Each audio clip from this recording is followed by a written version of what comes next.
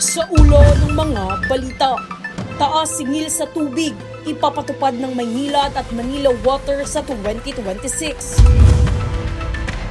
Pag-iwas sa bad habits para sa ligtas na holiday season, binigyang diin ng DOH.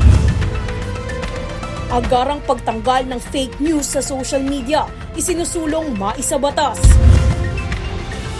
Ilang mga lugar sa bansa, binaha bunsod ng shear line. Pag-atake ng China sa Escoda Shoal, posibleng deklarasyon ng sigalot. Mga minamanmanang tulak ng droga, huli sa pinaigting na operasyon ng pulisya.